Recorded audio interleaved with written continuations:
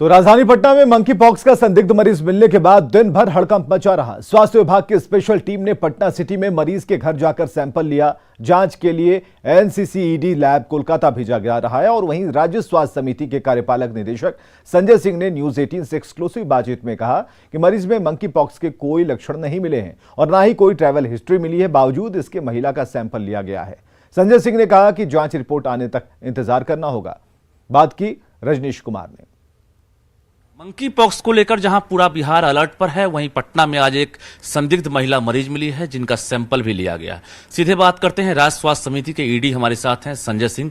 Sir, क्या लग रहा है, जिस तरह से आज एक संदिग्ध मरीज मिलने की खबर आई, उसका सैंपलिंग कराया गया, पूरा मामला क्या लगा? देखिए, जिस तरह से मंकी पॉक्स को WHO ने डिजीज ऑफ कंसर्न किया, भारत सरकार से हम लोगों को दिशा निर्देश प्राप्त हुए और हम लोगों ने विस्तृत दिशा निर्देश सभी जिलों और मेडिकल कॉलेजेस को दे दिया है। इस बीच आज सुबह जब एक सस्पेक्टेड मरीज की जानकारी हम लोगों को मिली एक प्राइवेट क्लिनिक के माध्यम से, तो राज्य स्तरीय टीम जिसमें कि सर्विलांस मेडिकल ऑफिसर होते हैं, एपिडेमियोलॉजिस्ट होते हैं, माइक्रोबायोलॉजिस्ट होते हैं और चिकित्सक, उनके घर गए, उन्हें देखा और उनके सैंपल्स भी लिए। लेकिन उनकी स्थिति और जो मंकी पॉक्स के जो सिम्टम्स होते हैं और उनकी स्थिति को जब कंपेयर किया तो पाया कि यह मंकी पॉक्स का केस नहीं है। फिर भी एहतियातन उनके खून एवं अन्य चीज़ों के सैंपल्स लेकर के National Centre for Cholera and Enteric Diseases Kolkata को भेज दिया गया है। जी, फिलहाल जो प्रथम दृष्टया जो डॉक्टरों की टीम है या मेडिकल टीम है, उन्होंने क्या पाया? कोई ट्रेवल हिस्ट्री है या संपर्क में आए हुए जो लोग हैं उन्होंने कोई विदेश यात्रा की है? ना तो उनका ही कोई इंटरनेशनल ट्रैवल हिस्ट्री है, ना राज्य के बाहर का कोई ट्रैवल हिस्ट्री है और उनके किसी भी नज़दीकी संपर्क का कोई इंटरनेशनल ट्रैवल हिस्ट्री नहीं है। जी, तो इस प्रकार से यह मंकी पॉक्स का मामला बिल्कुल ही नहीं प्रतीत होता है। फिर भी एहतियातन हमने उनके सैंपल्स ले लिए हैं और निगरानी रखी जा रही है। तो राज्य स्वास्थ्य समिति के कार्यपालक निदेशक संजय सिंह जानकारी दे रहे थे कि डॉक्टरों की टीम आज संदिग्ध महिला मरीज के घर पहुंची थी, सैंपल लिया गया है। हालांकि जो प्राइमा फेसी है यानी उनमें कोई लक्षण मंकी पॉक्स के नहीं दिखाई दिए, बावजूद सैंपल लिए गए हैं, कोलकाता भेजे गए हैं और रिपोर्ट आने के बाद ही पता चल सकेगा कि आखिर महिला मरीज में मंकी पॉक्स है या नहीं है। कैमरामैन अजय दुबे के साथ रजनीश कुमार, न्यूज 18 पटना। पटना में मंकी पॉक्स का संदिग्ध मरीज मिलने के बाद दिन भर हड़कंप मचा रहा। स्वास्थ्य विभाग की स्पेशल टीम ने पटना सिटी में मरीज के घर जाकर सैंपल लिया और जांच के लिए एनसीसीईडी लैब कोलकाता भेजा जा रहा। राज्य स्वास्थ्य समिति के कार्यपालक निदेशक संजय सिंह ने बातचीत की और कहा कि मरीज में मंकी पॉक्स के कोई लक्षण नहीं मिले हैं और न ही कोई ट्रैवल हिस्ट्री मिली है। समस्तीपुर से बड़ी खबर आ रही है, शिक्षक से 7 लाख रुपए की लूट हुई है। यह बड़ी खबर हम आपको बता रहे हैं समस्तीपुर से, जहां पर शिक्षक से 7 लाख रुपए लूटे गए हैं। दलसीसराय में शिक्षक से लूट हुई है। बाइक सवार अपराधियों ने इस घटना को अंजाम दिया। शिक्षक से 7 लाख रुपयों की लूट हुई है। पुलिस लुटेरों की धरपकड़ में जुटी हुई है। और यह बड़ी खबर, जहां बाइक पर सवार होकर अपराधी आए थे जिन्होंने एक शिक्षक को निशाना बनाया और 7 लाख रुपए लूट लिए।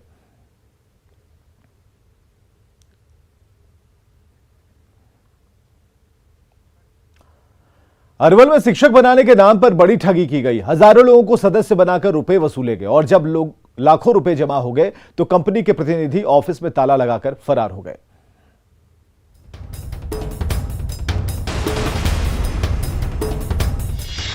शिक्षक बनाने के नाम पर ठगी, प्राइवेट कंपनी ने दिया झांसा, लाखों की वसूली कर फरार।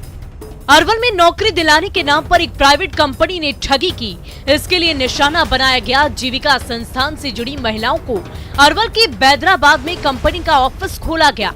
पहले लोगों को रजिस्ट्रेशन कराने को कहा गया। इसके लिए सभी से 4,000 रुपए लिए गए। कंपनी से 2,000 लोग जुट गए। नेटवर्किंग कंपनी की तर्ज पर महिलाओं को सदस्य बनाने पर कमीशन का झांसा दिया गया। ज्यादा कमीशन के लिए महिलाओं ने सदस्य बनाकर कंपनी को लाखों रुपए जमा कराए। जिस कंपनी पर ठगी का आरोप है उसका नाम है JSU, India educational and social services.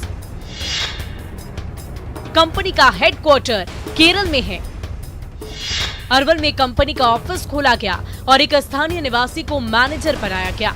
जब लाखों रुपए जमा हो गए तो कंपनी के प्रतिनिधि फरार हो गए। अब परेशानी उन लोगों को झेलनी पड़ रही है जिन्होंने लोगों से रुपए जमा कराए हैं। JSU India educational and social services पर ठगी का आरोप केरल में है। JSU India educational and social services का हेडक्वार्टर अरवल के बैदराबाद में खोला गया कंपनी का ऑफिस। कंपनी के प्रतिनिधियों ने बड़ी चालाकी से जाल फैलाया। जिन लोगों को सदस्य बनाया उन्हें बच्चों को पढ़ाने का काम दिया गया और रुपए भी दिए गए, लेकिन धीरे धीरे सब कुछ साफ होता गया और जब तक ठगे जाने का एहसास हुआ तब तक काफी देर हो चुकी थी। एफआईआर दर्ज कर ली गई है, लेकिन मुश्किलें उन लोगों की बढ़ गई है जिन लोगों ने सदस्य बनाकर कंपनी में पैसे जमा कराए थे। न्यूज़ 18 के लिए अरवल से अनिरुद्ध कुमार की रिपोर्ट।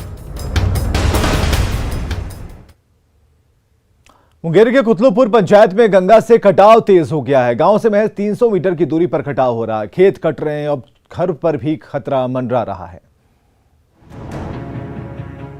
मुंगेर के मुफस्सिल थाना की कुतलुपुर पंचायत का अस्तित्व पूरी तरह खतरे में आ चुका है। शनिवार को एक बार फिर से तेजी से कटाव हो रहा है। कुतलुपुर गांव से महज 300 मीटर की दूरी पर गंगा का कटाव शुरू हो गया है। इस कटाव के डर से दर्जनों परिवार डरे सहमे हैं। यहाँ के लोगों की दिन का चैन, रात की नींद गायब हो गई है। देखिए किस तरह से हरी भरी खेत कटकर गंगा नदी में विलीन हो जा रही है। बता दें कि पिछले साल सैकड़ों एकड़ जमीन गंगा में पूरी तरह विलीन हो गया है। यदि इस बार भी समय पर जिला प्रशासन की ओर से ठोस कदम नहीं उठाया तो कई एकड़ खेत गंगा में फिर समा जाएगा। सदर प्रखंड के बाढ़ प्रभावित 8 पंचायत है। बाढ़ के प्रलय से हर साल दर्जनों गाँव और सैकड़ों परिवार प्रभावित होते हैं। इससे रोजी रोजगार के साथ ग्रामीणों का जीवन भी प्रभावित होता है, जिसके कारण बाढ़ के आने से पहले कई आंखों के सामने पुरानी यादें और घर के गंगा नदी में विलीन होने का दर्द भी झलकता है। लोगों का कहना है कि कुछ दिन पहले कटाव रोधी कार्य सरकार की ओर से किया गया, लेकिन इससे बाढ़ का खतरा टलने वाला नहीं है।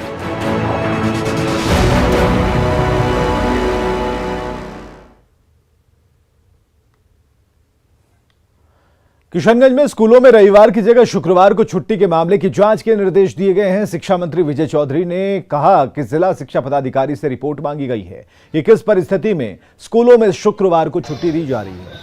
जिले के 37 स्कूलों में शुक्रवार को साप्ताहिक छुट्टी देने की बात कही जा रही है। हाल ही में कुछ जगह से आई है तो हम लोगों ने डीओ से जहां जहां ऐसी सूचना मिली है अभी तक हम लोगों ने वहां के डीओ से जिला शिक्षा पदाधिकारी से प्रतिवेदन मांगा है कि वहां क्या स्थिति है, कब छुट्टी रहती है और किसके आदेश से छुट्टी रहती है।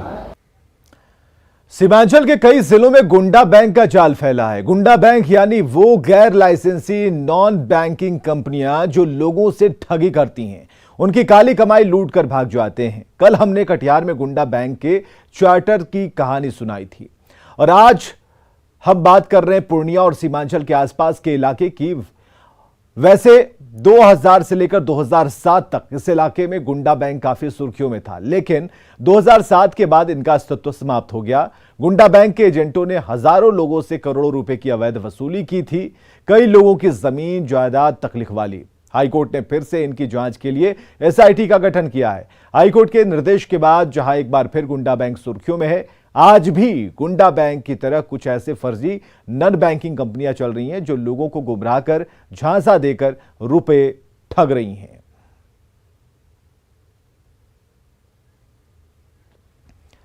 पटना में मगध यूनिवर्सिटी के छात्रों ने राजभवन मार्च निकाला। छात्र सेशन लेट होने से नाराज हैं। उनका कहना है कि 3 साल का कोर्स 5 से 6 साल में पूरा हो रहा है, जिससे उनका भविष्य अधर में लटका है। मगध यूनिवर्सिटी में स्थायी कुलपति भी नहीं है, जिससे छात्रों की समस्या और बढ़ गई है और ऐसे में वे कुलाधिपति से मिलकर अपनी बात रखना चाह रहे थे। छात्र राजभवन से 50 मीटर की दूरी पर धरने पर बैठ गए। बाद में छात्रों के प्रतिनिधिमंडल को राजभवन ले जाया गया। शिक्षा मंत्री विजय चौधरी ने कहा है कि सभी विश्वविद्यालयों को के शैक्षणिक सत्र नियमित करने का आदेश दिया गया है। उन्होंने कहा कि कोरोना की वजह से सेशन लेट हुआ है, जिसे ठीक कर लिया जाएगा।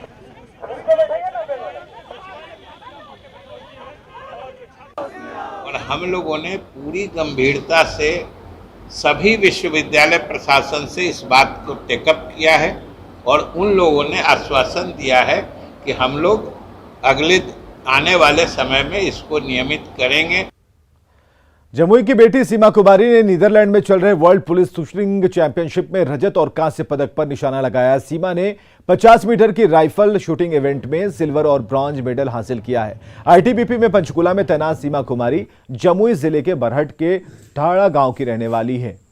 30 साल की सीमा की इस सफलता पर उसके मायके और ससुराल में लोग खुशियां मना रहे हैं।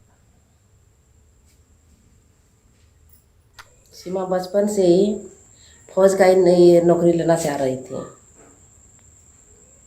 पढ़ाई लिखाई बहुत मेहनत से की है।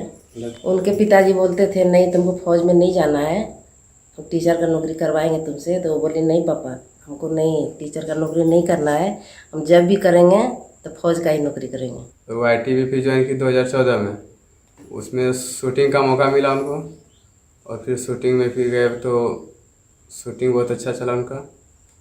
2 मेडल भी आए, 2 पदक जीत चुकी है अब तक। और आगे देखिए जोहार झारखंड।